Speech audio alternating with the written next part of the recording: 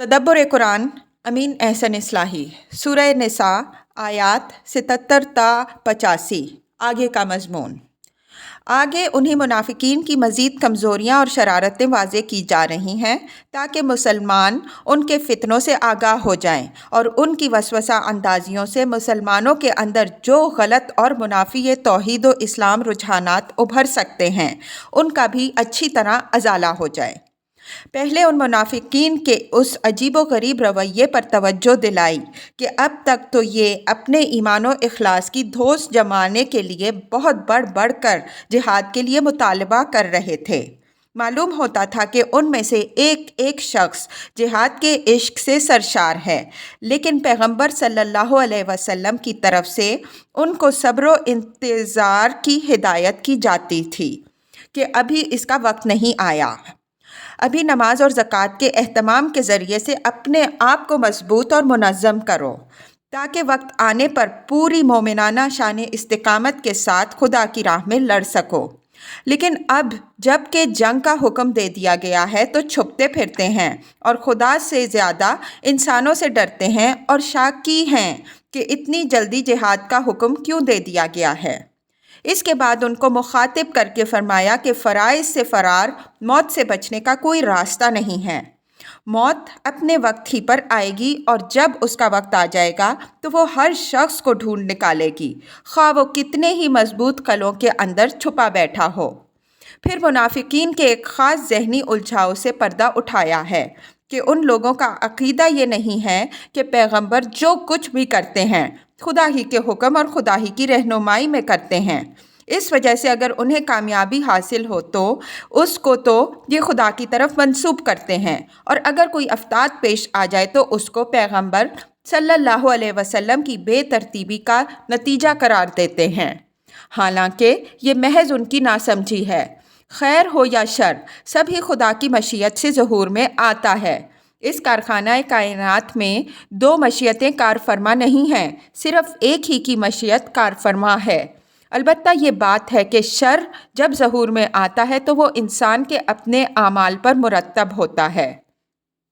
इसके बाद इस बात की तरफ इशारा फरमाया कि अगर उनको तुम्हारी रिसालत के बाब में तरद्दुद हो तो हुआ करे।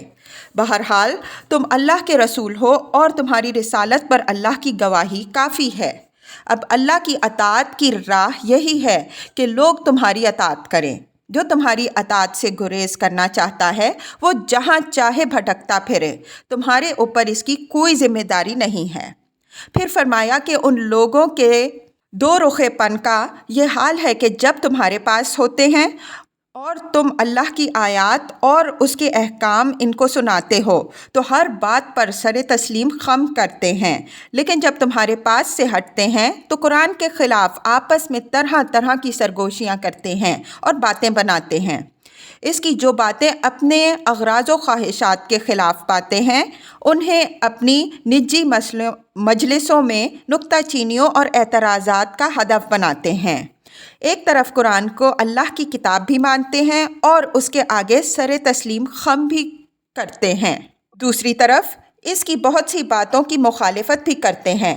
गोया उन्होंने कुरान को बैक वक्त दो इरादों का मलगूबा समझ रखा है, जिसमें कुछ हिस्सा तो अल्लाह की तरफ से है जिसे ये मानते हैं और कुछ हिस्सा गैर अल्लाह की तरफ से है जिसकी ये मुखालिफत करते हैं। हालांकि कुरान की वहदत और उसकी हम रंगी व हमाहंगी इस बात की नहायत क़तई शहादत है कि इसमें मुख्तलिफ़ इरादों की कारफरमाई नहीं है, बल्कि ये एक ही खुदाए अलीम व हकीम का उतारा हुआ है। अगर इसमें अल्लाह के सिवा गैर अल्लाह की भी कोई मुदाखलत होती तो उसमें कदम कदम पर तनाकुस होता, इसलिए कि दो मुख्तलिफ़ इरादों और दमागों की लिखी हुई चीज़ में इख्तिलाफ़ व तनाकुस का पाया जाना लाजमी है। इसके बाद मुनाफिकीन की एक शरारत का जिक्र फरमाया कि ये लोग मुसलमानों से मुताल्लिक अमन या ख़तरे की कोई बात सुनते हैं तो उसको ले उड़ते हैं और लोगों के अंदर सनसनी पैदा करने के लिए उसको फैला देते हैं। ये इस बात की दलील है कि ये मिल्लत के बदख्वाह और उसके अंदर इंतशार के ख्वाहान हैं। اگر یہ خیر خواہ ہوتے تو اس طرح کی کوئی بات اگر ان کے علم میں آتی تو پہلے اس کو رسول صلی اللہ علیہ وسلم اور امت کے ارباب حل و عقد کے سامنے لاتے، تاکہ وہ اس کے تمام پہلوؤں پر غور کر کے فیصلہ کر سکے کہ اس صورت میں کیا قدم اٹھانا چاہیے۔ آخر میں فرمایا کہ جنگ کا جو حکم تمہیں دیا جا رہا ہے اس میں تم پر اصل ذمہ داری تمہارے اپنے ہی نفس کی ہے۔ تم خود اٹھو اور مومنین مخلصین کو اٹھنے کی ترغیب دو۔ اللہ چاہے گا تو تمہارے ہی ذریعے سے وہ ان کفار کا زور توڑ دے گا۔ اللہ بڑی زبردست طاقت والا ہے۔ رہے یہ منافقین تو ان کو ان کے حال پر چھوڑو۔ جو کسی کار خیر میں تعاون کرتا ہے اور اس کے حق میں لوگوں کو ابھارتا ہے وہ اس میں سے حصہ پائے گا، اور جو کسی کار خیر سے خود رکتا ہے اور دوسروں کو روکنے کی کوشش کرتا ہے وہ اپنے اس عمل سے حصہ پائے گا۔ اب اس روشنی میں آگے کی آیات تلاوت فرمائیے۔ اعوذ باللہ من الشیطان الرجیم، بسم اللہ الرحمن الرحیم۔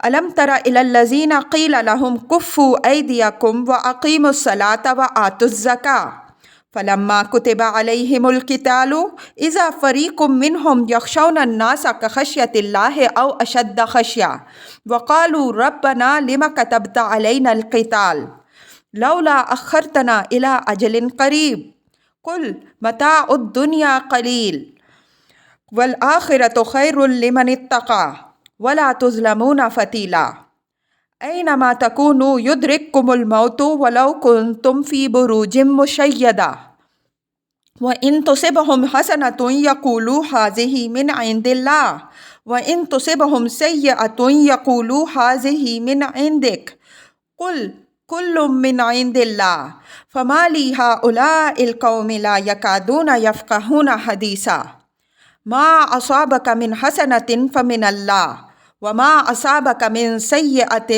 فمن نفسك وأرسلناك للناس رسولا وكفى بالله شهيدا من يطع الرسول فقد أطاع الله ومن تولى فما أرسلناك عليهم حفيظا ويقولون طاعة فإذا برزوا من عندك بيت طائفة منهم غير الذي تقول والله يكتب ما يبيتون فأعرض عنهم وتوكل على الله وكفى بالله وكيلا أفلا يتدبرون القرآن ولو كان من عند غير الله لوجدوا فيه اختلافا كثيرا وإذا جاءهم أمر من الأمن أو الخوف أذاعوا به ولو ردوه إلى الرسول وإلى أولي الأمر منهم لعلمه الذين يستنبطونه منهم ولولا فضل الله عليكم ورحمته لاتبعتم الشيطان إلا قليلا فقاتل في سبيل الله لا تكلف إلا نفسك وحرض المؤمنين عسى الله أن يكف بأس الذين كفروا والله أشد بأسا وأشد تنكيلا من يشفع شفاعة حسنة يكن له نصيب منها ومن يشفع شفاعة سيئة يكن له كفل منها وكان الله على كل شيء مقيتا۔ ترجمہ: تم نے ان لوگوں کو نہیں دیکھا جن سے کہا جاتا تھا کہ اپنے ہاتھ روکے رکھو اور نماز کا اہتمام رکھو اور زکوٰۃ دیتے رہو، تو جب ان پر جنگ فرض کر دی گئی تو ان میں سے ایک گروہ لوگوں سے اس طرح ڈرتا ہے جس طرح اللہ سے ڈرا جاتا ہے یا اس سے بھی زیادہ۔ وہ کہتے ہیں کہ اے ہمارے رب، تو نے ہم پر جنگ کیوں فرض کر دی؟ کچھ اور مہلت کیوں نہ دی؟ کہہ دو اس دنیا کی متاع بہت قلیل ہے، اور جو لوگ تقوی اختیار کریں گے ان کے لیے آخرت اس سے کہیں بڑھ کر ہے، اور تمہارے ساتھ ذرا بھی حق تلفی نہ ہوگی، اور موت تم کو پالے گی تم جہاں کہیں بھی ہوگے، اگرچہ مضبوط قلعوں کے اندر ہی ہو۔ اور اگر ان کو کوئی کامیابی حاصل ہوتی ہے تو کہتے ہیں کہ یہ خدا کی طرف سے ہے، اور اگر کوئی گزند پہنچ جائے تو کہتے ہیں یہ تمہارے سبب سے ہے۔ کہہ دو ان میں سے ہر ایک اللہ ہی کی طرف سے ہے۔ ان لوگوں کو کیا ہو گیا ہے کہ یہ کوئی بات سمجھنے کا نام ہی نہیں لیتے۔ تمہیں جو سکھ پہنچتا ہے خدا کی طرف سے پہنچتا ہے، اور جو دکھ پہنچتا ہے وہ تمہارے اپنے نفس کی طرف سے پہنچتا ہے۔ اور اے رسول، ہم نے تم کو لوگوں کے لیے رسول بنا کر بھیجا ہے اور اللہ کی گواہی ہی کافی ہے۔ اور جو رسول کی اطاعت کرتا ہے اس نے اللہ کی اطاعت کی، اور جس نے روگردانی کی تو ہم نے اس پر تم کو نگران نہیں مقرر کیا۔ اور یہ کہتے ہیں کہ سر تسلیم خم ہے، پھر جب تمہارے پاس سے ہٹتے ہیں تو ان میں سے ایک گروہ بالکل اپنے قول کے برخلاف مشورت کرتا ہے، اور اللہ لکھ رہا ہے جو سرگوشیاں وہ کر رہے ہیں۔ تو ان سے اعراض کرو اور اللہ پر بھروسہ رکھو، اور اللہ بھروسہ کے لیے کافی ہے۔ اور کیا یہ لوگ قرآن پر غور نہیں کرتے؟ اور اگر یہ اللہ کے سوا کسی اور کی طرف سے ہوتا تو اس میں وہ بڑا اختلاف پاتے۔ اور جب ان کو کوئی بات امن یا خطرے کی پہنچتی ہے تو وہ اسے پھیلا دیتے ہیں، اور اگر یہ اس کو رسول اور اپنے اولو الامر کے سامنے پیش کرتے تو جو لوگ ان میں سے بات کی تہ کو پہنچنے والے ہیں وہ اس کو اچھی طرح سمجھ لیتے۔ اور اگر تم پر اللہ کا فضل اور اس کی رحمت نہ ہوتی تو تھوڑے سے لوگوں کے سوا تم شیطان کے پیچھے لگ جاتے۔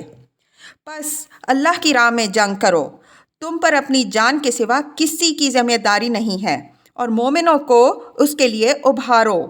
توقع ہے کہ اللہ کافروں کے دباؤ کو روک دے گا، اور اللہ بڑے زور والا اور عبرت انگیز سزا دینے والا ہے۔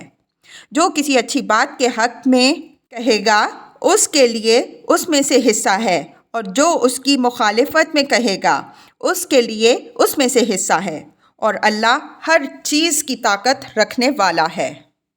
الفاظ کی تحقیق اور آیات کی وضاحت۔ الم تر الی الذین قیل لهم کفوا ایدیکم واقیموا الصلاة وآتوا الزکاة فلما كتب عليهم القتال اذا فریق منهم یخشون الناس کخشیۃ اللہ او اشد خشیة وقالوا ربنا لم كتبت علينا القتال لولا اخرتنا الى اجل قریب قل متاع الدنیا قلیل والآخرۃ خیر لمن اتقی ولا تظلمون فتیلا۔ اس دور میں کفار کے علاقوں میں مسلمانوں کی مظلومیت اور بے بسی کا جو حال تھا اس کا ذکر اوپر کی آیات میں گزر چکا ہے۔ ان حالات سے مدینہ کے مسلمانوں کے اندر جنگ کا احساس پیدا ہونا ناگزیر تھا۔ مسلمان اپنے اس احساس کا ذکر نبی صلی اللہ علیہ وسلم سے کرتے تو منافقین بھی پورے جوش و خروش سے جذبہ جنگ کا اظہار کرتے، بلکہ اپنی کمزوریوں پر پردہ ڈالنے کے لیے کچھ زیادہ ہی جوش و خروش کا اظہار کرتے۔ قاعدہ ہے کہ جس کا عمل کمزور ہو وہ ایک قسم کے احساس کمتری میں مبتلا ہو جاتا ہے، جس کے سبب سے اسے لاف زنی کا سہارا لینا پڑتا ہے تاکہ اس کی بزدلی کا راز دوسروں پر کھلنے نہ پائے۔ چنانچہ منافقین بھی زبان سے بڑے ولولے کا اظہار کرتے، لیکن نبی صلی اللہ علیہ وسلم انہیں روکتے کہ ابھی انتظار کرو اور نماز کے اہتمام اور زکوٰۃ کے ذریعے سے اپنے تعلق باللہ، اپنی تنظیم اور اپنے جذبہ انفاق کو ترقی دو۔ لیکن جب اس کا وقت آ گیا اور جنگ کا حکم دے دیا گیا تو زبان کے ان غازیوں کا سارا جوش سرد پڑ گیا۔ اب یہ چھپنے کی کوشش کرتے اور دل میں جو رعب اور خشیت خدا کے لیے ہونی چاہیے اس سے زیادہ دہشت ان کے دلوں پر انسانوں کے لیے طاری تھی۔ یہ دل ہی دل میں کہتے کہ اے خدا، اتنی جلدی تو نے یہ جنگ کا حکم کیوں دے دیا؟ کچھ اور مہلت کیوں نہ دی؟ قالو کا لفظ یہاں ان کی ذہنی حالت کی تعبیر کر رہا ہے۔ عربی زبان اور قرآن میں اس کی مثالیں بہت ہیں۔ فرمایا کہ ان سے کہہ دو کہ اس دنیا کی زندگی اور اس کا عیش و آرام تو چند روزہ ہے، اس کے لیے اتنی بے قراری کیوں ہے؟ عیش دوام تو آخرت میں ہے جو لوگوں سے ڈرنے والوں کے بجائے اللہ سے ڈرنے والوں کے لیے ہے۔ اس کے لیے کمر باندھیں اور اطمینان رکھیں کہ جو کریں گے اس میں سے رتی رتی کا صلہ پائیں گے، ذرا بھی ان کے ساتھ کمی نہیں کی جائے گی۔ اس آیت سے یہ بات نکلتی ہے کہ اسلامی جنگ کی روح اور نماز و زکوٰۃ میں نہایت گہری مناسبت ہے۔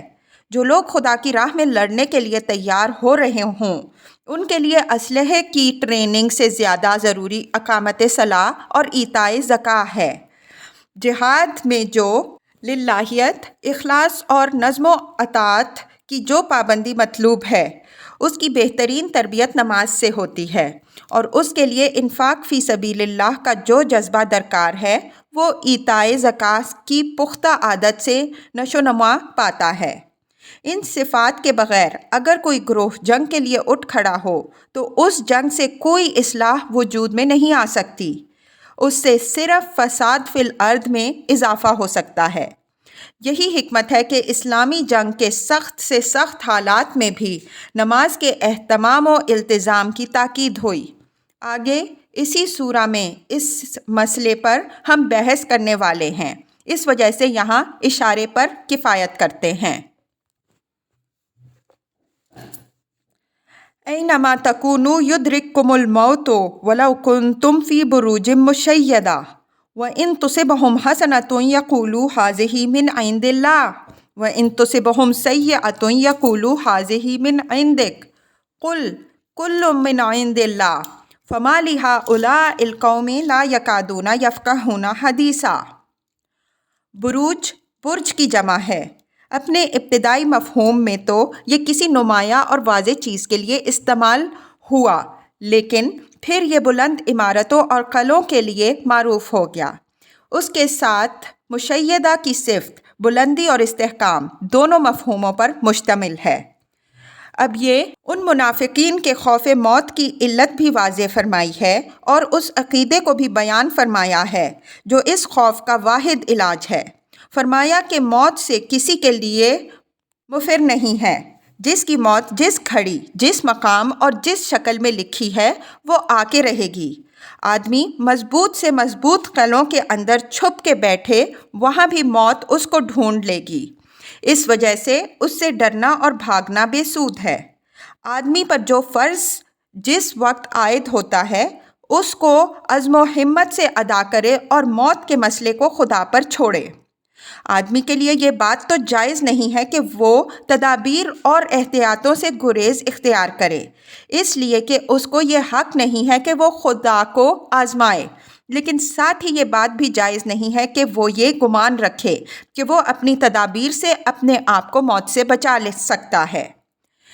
پھر منافقین کی ایک اور حماقت کی طرف بھی اشارہ فرمایا جس کو ان کی اس بزدلی کی پرورش میں بڑا دخل تھا، وہ یہ کہ حق و باطل کی اس کشمکش کے دوران میں جو نرم و گرم حالات پیش آ رہے تھے وہ ان سب کو خدا کی طرف سے نہیں سمجھتے تھے، بلکہ کامیابیوں کو تو خدا کی طرف سے سمجھتے تھے، لیکن کوئی مشکل یا کوئی آزمائش پیش آ جائے تو اسے پیغمبر کی بے تدبیری پر محمول کرتے تھے کہ یہ مدبر لیڈر نہیں ہیں، اس وجہ سے غلط اندازے اور غلط فیصلے کرتے ہیں جس کے نتائج غلط نکلتے ہیں۔ چنانچہ سورہ آل عمران میں یہ بات گزر چکی ہے کہ منافقین نے احد کی شکست کی ساری ذمہ داری حضرت صلی اللہ علیہ وسلم پر ڈالنے کی کوشش کی کہ انہی کی بے تدبیری سے یہ شکست پیش آئی۔ اس سے یہ بات صاف نکلتی ہے کہ یہ لوگ نہ تو یہ مانتے تھے کہ کائنات میں صرف خدا ہی کی مشیت کار فرما ہے، اور نہ یہ مانتے تھے کہ رسول کا ہر کام خدا کے حکم کے تحت ہوتا ہے۔ بظاہر تو آپ کی رسالت کا اقرار کرتے، لیکن باطن میں ان کے یہی خیال چھپا ہوا تھا کہ آپ سارے کام اپنی رائے اور تدبیر سے کرتے ہیں۔ ان کے اس وہمے کی تردید کے لیے پیغمبر صلی اللہ علیہ وسلم کو ہدایت فرمائی گئی کہ ان پر واضح فرما دیجئے کہ کامیابی ہو یا ناکامی، دکھ ہو یا سکھ، ان میں سے کوئی چیز بھی میری طرف سے نہیں ہے، بلکہ سب کچھ اللہ ہی کی طرف سے ہے، اس لیے بھی کہ میں کوئی کام خدا کے حکم کے بغیر نہیں کرتا، اور اس لیے بھی کہ مصرف حقیقی اس کائنات کا اللہ وحدہ لا شریک ہی ہے۔ اس کی مشیت کے بغیر نہ اس دنیا میں کسی کو دکھ پہنچ سکتا ہے نہ سکھ، لیکن ان لوگوں کا حال تو یہ ہے کہ کسی بات کو سمجھنے کے پاس ہی نہیں پھٹکتے۔ ما اصابک من حسنۃ فمن اللہ وما اصابک من سیئۃ فمن نفسک وَأَرْسَلْنَاكَ لِلنَّاسِ رَسُولًا وَكَفَى بِاللَّهِ شَهِيدًا مَن يُطِعِ الرَّسُولَ فَقَدْ أَطَاعَ اللَّهَ وَمَن تَوَلَّىٰ فَمَا أَرْسَلْنَاكَ عَلَيْهِمْ حَفِيظًا۔ یہ آیتیں اوپر والی آیت ہی کے بعض اجمالات کو واضح کر رہی ہیں۔ پہلے ان لوگوں کو جو کامیابیوں کو اللہ کی طرف سے اور ناکامیوں کو رسول صلی اللہ علیہ وسلم کی طرف منسوب کر رہے تھے، مخاطب کر کے فرمایا کہ اصل حقیقت تو یہی ہے کہ شر اور خیر ہر چیز کا ظہور خدا ہی کی مشیت سے ہوتا ہے۔ اس کے حکم اور اذن کے بغیر کوئی چیز بھی ظہور میں نہیں آ سکتی۔ لیکن خیر اور شر میں یہ فرق ہے کہ خیر خدا کی رحمت کے اقتضاء سے ظہور میں آتا ہے اور شر انسان کے اپنے اعمال پر مرتب ہوتا ہے۔ اس پہلو سے شر کا تعلق انسان کے اپنے نفس سے ہے۔ یہ حقیقت یہاں ملحوظ رہے کہ اللہ تعالیٰ خیر مطلق ہے۔ اس نے یہ دنیا اپنی رحمت کے لیے بنائی ہے، اس وجہ سے اس کی طرف کسی شر کی نسبت اس کی پاکیزہ صفات کے منافی ہے۔ شر جتنا کچھ بھی ظہور میں آتا ہے وہ صرف انسان کے اپنے اختیار کے سوء استعمال سے ظہور میں آتا ہے۔ اللہ تعالیٰ نے انسان کو ایک خاص دائرے کے اندر آزادی بخشی ہے۔ یہ آزادی اللہ تعالیٰ کی بہت بڑی نعمت ہے۔ اسی پر انسان کے تمام شرف کی بنیاد ہے۔ اسی کی وجہ سے انسان آخرت میں جزا و سزا کا مستحق ٹھہرے گا۔ اگر یہ آزادی انسان کو حاصل نہ ہوتی تو حیوان اور انسان کے درمیان کوئی فرق نہ ہوتا۔ لیکن اس آزادی کے متعلق یہ بات یاد رکھنی چاہیے کہ یہ غیر محدود اور غیر مقید نہیں ہے، بلکہ جیسا کہ ہم نے اشارہ کیا ایک خاص دائرے کے اندر محدود ہے۔ پھر اس دائرے کے اندر بھی یہ خدا کی مشیت اور اس کی حکمت کے تحت ہے۔ خدا کے اذن اور مشیت کے بغیر انسان اپنے کسی ارادے کو پورا نہیں کر سکتا۔ نیک ارادے بھی اسی کی توفیق بخشی سے پورے ہوتے ہیں اور برے ارادے بھی اسی کے مہلت دینے سے بروئے کار آتے ہیں۔ اگر اللہ تعالیٰ کسی کے کسی برے ارادے کو بروئے کار آنے دیتا ہے تو اس پہلو سے وہ خدا کی طرف منسوب ہوتا ہے کہ اس کا بروئے کار آنا ہی خدا کے اذن اور مشیت سے ہوا، لیکن دوسرے پہلو سے وہ انسان کا فعل ہے کیونکہ اس کا ارادہ انسان نے خود کیا۔ پھر یہ بھی ایک حقیقت ہے کہ جب اللہ تعالیٰ کسی فرد یا جماعت کے کسی شر کو سر اٹھانے کی مہلت دیتا ہے تو اس لیے دیتا ہے کہ اس میں بحیثیت مجموعی اس کی خلق کے لیے کوئی حکمت و مصلحت مد نظر ہوتی ہے۔ بعض اوقات اس ڈھیل سے اہل حق کی آزمائش ہوتی ہے کہ اس سے ان کی کمزوریاں دور ہوں اور ان کی خوبیاں نشو و نما پائیں۔ بعض اوقات اس سے اہل باطل پر حجت تمام کرنا اور ان کے پیمانے کو لبریز کرنا ہوتا ہے۔ بعض اوقات قدرت خود ایسے حالات پیدا کرتی ہے جن سے مقصود یہ ہوتا ہے کہ تباہی کے اندر جو کچھ دبا ہوا ہے وہ ابھرے، اس سے نیکیاں بھی ابھرتی ہیں، اور جن کے اندر بدیاں مضمر ہوں ان کی بدیاں بھی ابھرتی ہیں۔ منافقین کو مخاطب کرنے کے بعد آگے پیغمبر صلی اللہ علیہ وسلم کو مخاطب کر کے فرمایا کہ اگر یہ منافقین تمہاری رسالت کے باب میں متردد ہیں اور تمہارے ہر قول و فعل کو خدا کی طرف سے نہیں سمجھتے تو اس بات کی پرواہ نہ کرو، تمہاری رسالت ان کی گواہی کی محتاج نہیں ہے، اس پر خدا کی گواہی کافی ہے۔ یہ لوگ مانے یا نہ مانے، اب اللہ کی اطاعت کی واحد راہ یہی ہے کہ لوگ تمہاری اطاعت کریں۔ خدا کی اطاعت رسول ہی کی اطاعت کے واسطے سے ہوتی ہے۔ جو لوگ تم سے اعراض کریں تم ان کی ہدایت کے ذمہ دار بنا کے نہیں بھیجے گئے ہو، ان کو ان کے حال پر چھوڑو، اب ذمہ داری تمہاری نہیں بلکہ خود ان کی ہے۔ یہاں خطاب ایک ہی سیاق میں منافقین سے بھی ہوا ہے اور رسول اللہ صلی اللہ علیہ وسلم سے بھی، لیکن ایسے مواقع میں اس طرح کے خطاب میں کوئی حرج نہیں ہے جہاں التباس کا اندیشہ نہ ہو۔ چونکہ پہلی بات واضح طور پر منافقین ہی کو مخاطب کر کے کہی جا سکتی تھی، اس لیے یہ انہی کے شبہے کا جواب ہے، اس وجہ سے یہاں کسی التباس کا اندیشہ نہیں تھا۔ پھر دوسرے ٹکڑے میں حضرت صلی اللہ علیہ وسلم کو مخاطب کر کے جو بات کی گئی ہے اس میں بھی غور کیجئے تو روئے سخن در حقیقت منافقین ہی کی طرف ہے، لیکن اللہ تعالیٰ نے ان سے اعراض کے اظہار کے طور پر ان کو مخاطب کرنے کے بجائے اپنے رسول صلی اللہ علیہ وسلم کو مخاطب کر لیا۔ گویا ان کی طرف سے رسول صلی اللہ علیہ وسلم کی اس ناقدری کے بعد اب وہ اس بات کے اہل نہیں رہے کہ ان کو خطاب کر کے ان سے رسول صلی اللہ علیہ وسلم کے باب میں کوئی بات کہی جائے۔ وَيَقُولُونَ طَاعَةً فَإِذَا بَرَزُوا مِنْ عِنْدِكَ بَيَّتَ طَائِفَةٌ مِّنْهُمْ غَيْرَ الَّذِي تَقُولُ وَاللَّهُ يَكْتُبُ مَا يُبَيِّتُونَ فَأَعْرِضْ عَنْهُمْ وَتَوَكَّلْ عَلَى اللَّهِ وَكَفَى بِاللَّهِ وَكِيلًا أَفَلَا يَتَدَبَّرُونَ الْقُرْآنَ وَلَوْ كَانَ مِنْ عِنْدِ غَيْرِ اللَّهِ لَوَجَدُوا فِيهِ اخْتِلَافًا كَثِيرًا۔ طاعہ خبر ہے، مبتدا اس کا محذوف ہے، اور یہ بات ہم واضح کر چکے ہیں کہ جب مبتدا کو محذوف کر دیا جائے تو مقصود سارا زور خبر پر دینا ہوتا ہے۔ مطلب یہ ہے کہ جب وہ پیغمبر صلی اللہ علیہ وسلم کی مجلس میں ہوتے ہیں اور پیغمبر صلی اللہ علیہ وسلم ان کو خدا کا کلام اور اس کے احکام سناتے ہیں تو وہ ہر بات پر کہتے ہیں کہ سر تسلیم خم ہے۔ بیتا یبیتو کے معنی اصلاً تو کوئی عمل رات میں کرنے کے ہیں، لیکن اپنے عام استعمال میں یہ لفظ رات کی قید سے مجرد ہو کر چھپ کر کوئی کام، کوئی مشورہ، کوئی رائے کرنے کے لیے استعمال ہوتا ہے۔ الفاظ کے اس طرح اپنے ابتدائی مفہوم سے مجرد ہو جانے کی مثالیں عربی زبان میں بہت ہیں۔ ادھا اور باتا بھی اپنے عام استعمال میں دن اور رات کی قید سے مجرد ہو کر استعمال ہوتے ہیں۔ یہاں مطلب یہ ہے کہ نبی صلی اللہ علیہ وسلم کی مجلس میں تو یہ ہر بات پر سر تسلیم خم کرتے ہیں، لیکن جب وہاں سے ہٹتے ہیں تو اپنی مجلسوں میں ان آیات و احکام کے خلاف مشورے کرتے ہیں جن کو اپنی خواہشات اور اپنے مفاد ذاتی کے خلاف پاتے ہیں۔ ان کے اس رویے پر قرآن نے پہلے تو ان کو دھمکی دی کہ اللہ تعالیٰ کے ہاں ان کی یہ ساری باتیں نوٹ ہو رہی ہیں، اور یہ نہ سمجھیں کہ اگر وہ چھپ کر یہ سرگوشیاں کر رہے ہیں تو خدا سے بھی یہ چھپی ہوئی ہیں۔ ایک دن یہ سارا ریکارڈ ان کے سامنے آ جائے گا۔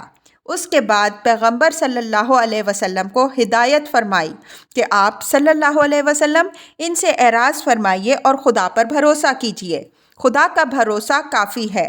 یہ شامت زدہ لوگ ان سرگوشیوں سے دین حق کا کچھ نہ بگاڑ سکیں گے، جو بگاڑیں گے اپنا ہی بگاڑیں گے۔ پھر منافقین کے اس تضاد فکر کی طرف ان کی توجہ دلائی کہ ایک طرف قرآن اور پیغمبر صلی اللہ علیہ وسلم کی باتوں پر سر تسلیم خم کرنا، اور دوسری طرف اسی قرآن اور اسی پیغمبر صلی اللہ علیہ وسلم کی باتوں کو ہدف اعتراض بنانا آخر کیا معنی رکھتا ہے؟ کیا ان کا خیال ہے کہ اس قرآن میں بیک وقت دو ارادوں کی کار فرمائی ہے؟ اس کی کچھ باتیں دانش مندانہ اور حکیمانہ ہیں جو سراہنے کے قابل ہیں، اور کچھ باتیں خلاف حکمت و مصلحت ہیں جو اعتراض و تنقید کی سزاوار ہیں۔ کیا وہ قرآن پر غور نہیں کرتے؟ اگر غور کرتے تو خود دیکھ لیتے کہ قرآن کی ہر بات اپنے اصول اور فروع میں اتنی مستحکم اور مربوط ہے کہ ریاضی اور اقلیدس کے فارمولے بھی اتنے مستحکم و مربوط نہیں ہو سکتے۔ وہ جن عقائد کی تعلیم دیتا ہے وہ ایک دوسرے سے اس طرح وابستہ و پیوستہ ہیں کہ اگر ان میں سے کسی ایک کو بھی الگ کر دیجئے تو پورا سلسلہ ہی درہم برہم ہو جائے۔ وہ جن عبادات و طاعات کا حکم دیتا ہے وہ عقائد سے اس طرح پیدا ہوتی ہیں جس طرح تنے سے شاخیں پھوٹتی ہیں، اور جن اعمال و اخلاق کی تلقین کرتا ہے وہ اپنے اصول سے اس طرح ظہور میں آتے ہیں جس طرح ایک شے سے اس کے قدرتی اور فطری لوازم ظہور میں آتے ہیں۔ اس کی مجموعی تعلیم سے زندگی کا جو نظام بنتا ہے وہ ایک بنیان مرصوص کی شکل میں نمایاں ہوتا ہے، جس کی ہر اینٹ دوسری اینٹ سے اس طرح جڑی ہوئی ہے کہ ان میں سے کسی کو بھی الگ کرنا بغیر اس کے ممکن نہیں کہ پوری عمارت میں خلا پیدا ہو جائے۔ جس طرح اس کائنات کے اجزائے مختلفہ کا باہمی توافق اور اس کی سازگاری اس بات کی نہایت واضح شہادت ہے کہ اس کے اندر ایک ہی خدائے حی و قیوم کا ارادہ کار فرما ہے، کوئی اور اس میں شریک نہیں ہے۔ اسی طرح اس کتاب عزیز کے مختلف اجزاء کی باہمی سازگاری و ہم آہنگی اس بات کی نہایت واضح دلیل ہے کہ یہ ایک ہی خدائے علیم و حکیم کی وحی ہے، اس میں کسی اور جن یا بشر کی کوئی مداخلت نہیں ہے۔ اس کائنات میں اگر مختلف ارادہ کار فرما ہوتے تو یہ درہم برہم ہو کر رہ جاتی۔ اسی طرح اس کتاب عزیز میں بھی اگر کسی اور کی فکر کی دراندازی ہوتی تو یہ تناقضات اور اختلافات کا ایک پراگندہ دفتر بن کے رہ جاتی۔ یہ آیت اس زمانے کے ان لوگوں کے لیے اپنے ہی اندر بڑی تنبیہ کا سامان رکھتی ہے جو ایک طرف تو قرآن کو اللہ کی کتاب مانتے ہیں، دوسری طرف اس کی ان تمام تعلیمات کو ہدف تنقید بھی بناتے ہیں جو ان کی خواہشات یا ان کے مزعومہ مصالح کے خلاف ہیں۔ ان کا یہ طرز عمل اس بات کی غمازی کرتا ہے کہ وہ بھی ان منافقین ہی کی طرح اس کتاب میں خدا کے ساتھ غیر خدا کا ہاتھ بھی شریک مانتے ہیں، ورنہ آخر اس کے کیا معنی ہیں کہ اس کو خدا کی کتاب بھی مانا جائے اور پھر اس کی بہت سی باتوں کو اعتراض، تنقید، حد تک اور استہزاء کا نشانہ بھی بنایا جائے۔ وَإِذَا جَاءَهُمْ أَمْرٌ مِّنَ الْأَمْنِ أَوِ الْخَوْفِ أَذَاعُوا بِهِ وَلَوْ رُدُّوهُ إِلَى الرَّسُولِ وَإِلَى أُولِي الْأَمْرِ مِنْهُمْ لَعَلِمَهُ الَّذِينَ يَسْتَنبِطُونَهُ مِنْهُمْ وَلَوْلَا فَضْلُ اللَّهِ عَلَيْكُمْ وَرَحْمَتُهُ لَاتَّبَعْتُمُ الشَّيْطَانَ إِلَّا قَلِيلًا۔ اولو الامر پر بحث اسی سورہ کی آیت 59 کے تحت گزر چکی ہے۔ استنباط کا اصل مفہوم کنواں کھود کر اس سے پانی نکالنا اور کسی پوشیدہ چیز کو ظاہر کرنا ہے۔ اپنے اسی مفہوم سے ترقی کر کے کسی بات کی تہ کو پہنچنے اور اس کی حقیقت کو پانے کے معنی میں بھی یہ استعمال ہوا۔ منافقین چونکہ ملت کے خیر خواہ نہیں تھے، اس وجہ سے افواہیں پھیلانے کے معاملے میں بڑے سبک دست تھے۔ امن یا خطرے کی جو بات بھی ان کو پہنچتی، آن کی آن میں جنگل کی آگ کی طرح ان کے ذریعے سے لوگوں میں پھیل جاتی۔ جماعتی زندگی میں افواہیں عام حالات میں بھی بڑے خطرناک نتائج پیدا کر سکتی ہیں، اور جب حالات جنگ کے ہوں جیسا کہ اس وقت تھے تب تو ان کی خطرناکی دو چند ہو جاتی ہے۔ منافقین ان افواہوں سے یوں تو مختلف فائدے اٹھانے کی کوشش کرتے تھے، لیکن خاص طور پر مسلمانوں، بالخصوص کمزور مسلمانوں کے حوصلے پست کرنے کے لیے یہ ان کا خاص حربہ تھا۔ بعض مرتبہ وہ اس طرح کی افواہوں سے مسلمانوں کے اندر غلط قسم کے اطمینان بھی پیدا کرنے کی کوشش کرتے، اور ظاہر ہے کہ بے جا تشویش کی طرح غلط اطمینان بھی ایک خطرناک چیز ہے۔ فرمایا کہ اگر یہ اللہ، رسول اور ملت کے خیر خواہ ہوتے تو ان کے لیے صحیح طریقہ یہ تھا کہ اس طرح کی جو باتیں ان کے علم میں آتی ان کو عوام میں سنسنی پیدا کرنے کا ذریعہ بنانے کے بجائے ان کو رسول صلی اللہ علیہ وسلم اور امت کے ارباب حل و عقد کے سامنے پیش کرتے، تاکہ ان کے اندر جو لوگ معاملات کی گہری سوجھ بوجھ رکھتے ہیں ان کے موقع و محل کا تعین کرتے اور ان کے باب میں صحیح پالیسی اختیار کرتے۔ علم کے معنی کسی شے کے موقع و محل کے تعین کے بھی آتے ہیں۔ ہم بقرہ میں قد علم کل اناس مشربہم اور بنی اسرائیل کے ہر قبیلے نے اپنا اپنا گھاٹ متعین کر لیا کے تحت اس لفظ کے مفہوم کی طرف اشارہ کر چکے ہیں۔ وَلَوْلَا فَضْلُ اللَّهِ عَلَيْكُمْ إِلَى الْآيَةِ سے یہ اشارہ نکلتا ہے کہ اب بھی ان کے لیے سنبھل جانے کا موقع ہے۔ یہ اللہ کا فضل اور احسان ہے کہ ابھی اس نے ان کو شیطان کے پیچھے بگٹٹ چل کھڑے ہونے کے لیے چھوڑ نہیں دیا، ویسے ہے یہ بھی شیطان ہی کی راہ۔ اس آیت سے اسلام میں سیاسی نظام کی اہمیت و عظمت واضح ہوتی ہے کہ عوام کو اجتماعی نفع و ضرر کے معاملات میں مرجع و معتمد اپنے اولو الامر کو بنانا چاہیے۔ بطور خود اس طرح کی چیزوں کو عوام میں پھیلانا جائز نہیں ہے۔ اس طرح اس سے یہ بات بھی نکلتی ہے کہ اسلام میں اولو الامر کے لیے ضروری ہے کہ وہ دین اور دنیا دونوں کی ایسی سوجھ بوجھ رکھنے والے ہوں کہ پیش آنے والے حالات و معاملات میں شریعت و مصلحت کے تقاضوں کے مطابق قدم اٹھا سکیں۔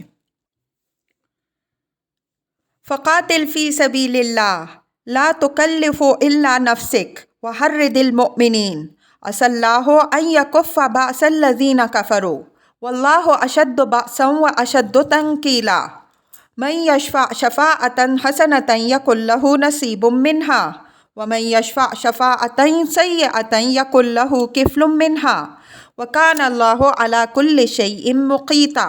شفاعت کے معنی ہم سورہ بقرہ کی تفسیر میں واضح کر چکے ہیں کہ ایک چیز کو دوسری چیز کے ساتھ جوڑنے کے ہیں۔ اسی مفہوم سے ترقی کر کے کسی کی بات کی تائید و حمایت یا اس کے حق میں سفارش کرنے کے معنی میں یہ استعمال ہوا۔ یہاں شفاعت حسنہ اور شفاعت سیئہ دو قسم کی شفاعتوں کا ذکر ہے۔ شفاعت حسنہ تو ظاہر ہے کہ یہ ہوگی کہ کسی مقصد حق کو اس کی سے تائید و تقویت حاصل ہو۔ اس کے برعکس شفاعت سیئہ یہ ہے کہ اس سے تقویت و تائید کے بجائے اس مقصد کو نقصان پہنچے۔ منافقین قرآن کی دعوت جہاد کے لیے لوگوں کو ابھارنے کے بجائے، جیسا کہ اوپر اشارہ ہوا اور آگے تفصیل آ رہی ہے، لوگوں کا حوصلہ پست کرنے کی کوشش کر رہے تھے۔ اس وجہ سے قرآن نے ان کی اس کوشش کو شفاعت سیئہ سے تعبیر دی۔ مقیت کے معنی شہید و حفیظ اور مقتدر کے ہیں۔ یاد ہوگا اس مجموعہ آیات کا آغاز اس مضمون سے ہوا تھا کہ پہلے تو منافقین بہت بڑھ بڑھ کر جنگ و جہاد کی باتیں بناتے تھے، لیکن اب جب کہ جنگ کا حکم دے دیا گیا ہے تو چھپتے پھرتے ہیں اور دوسروں کا حوصلہ بھی پست کرنے کی کوشش کر رہے ہیں۔ اس کے بعد اسی سلسلے کی دوسری باتیں زیر بحث آ گئی تھیں۔ اب یہ پیغمبر صلی اللہ علیہ وسلم کو خطاب کر کے فرمایا جا رہا ہے کہ آپ صلی اللہ علیہ وسلم پر ذمہ داری صرف اپنے نفس کی ہے۔ آپ صلی اللہ علیہ وسلم خود جنگ کے لیے اٹھیے اور مسلمانوں کو اٹھنے کے لیے ابھاریے۔ جس کو توفیق ہوگی وہ اٹھے گا، جو نہیں اٹھے گا اس کی ذمہ داری آپ صلی اللہ علیہ وسلم پر نہیں ہے۔ اللہ کے کام دوسروں پر منحصر نہیں ہوتے، وہ خود بڑی قوت رکھنے والا ہے اور مخالفوں کو عبرت انگیز سزا دینے والا ہے۔ وہ آپ صلی اللہ علیہ وسلم کے اور آپ صلی اللہ علیہ وسلم کے مخلص ساتھیوں ہی کے اندر اتنی قوت پیدا کر دے گا کہ اسی سے کفار کا زور ٹوٹ جائے گا۔ اس کے بعد فرمایا کہ منافقین جو ریشہ دوانیاں اور افواہ بازیاں مسلمانوں کا حوصلہ پست کرنے اور جہاد سے روکنے کے لیے کر رہے ہیں، اس کی پرواہ نہ کیجیے۔ جو آج حق کی تائید و حمایت میں اپنی زبان کھولیں گے وہ اس کا اجر پائیں گے، اور جو اس کے خلاف کہیں گے وہ اس کی سزا بھگتیں گے۔ خدا سب کچھ دیکھ رہا ہے اور وہ ہر چیز پر قادر ہے۔